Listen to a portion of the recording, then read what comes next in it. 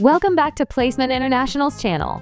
If you're serious about refining your wine tasting skills, mastering the 5 senses is key. In today's video, we'll dive into the essential techniques for sight, smell, taste, and aftertaste, 4 critical elements for every sommelier. Whether you're an experienced professional or just starting, these tips will elevate your wine tasting game. Visual inspection. The first step to any wine tasting is a thorough visual inspection. Your eyes are your first tool in understanding the wine. Key visuals to look for. Begin by holding the wine at a 45-degree angle and observe the color. The intensity and depth of the color can reveal a lot about the wine, including its age, grape variety, and the winemaking process.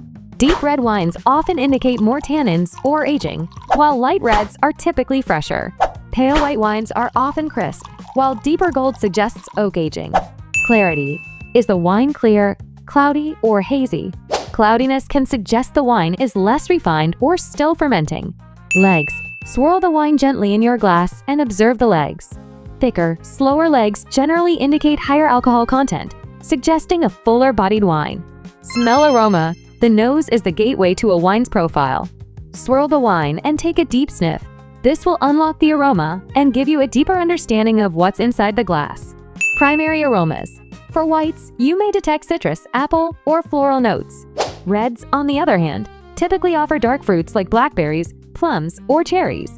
Secondary aromas. Wines aged in oak often carry hints of vanilla or spices. Wines that undergo malolactic fermentation may have a buttery, creamy scent. Tertiary aromas. As wines age, they reveal more complex aromas like earth, leather, or tobacco. Always check for flaws such as cork taint or oxidation, which can affect the overall experience. Taste palette. When it comes to taste, focus on the balance between sweetness, acidity, bitterness, alcohol, and body. These elements determine the wine's overall harmony. Sweetness. This is the first sensation on your palate. Is the wine dry, off-dry, or sweet? Sweetness will be the first thing you notice. Acidity. High acidity makes a wine feel crisp and refreshing. Think of a Sauvignon Blanc or a Pinot Grigio. Bitterness. Tannins, especially in red wines like Cabernet Sauvignon, create bitterness and structure, giving the wine body. Alcohol. The warmth from alcohol adds fullness to the wine.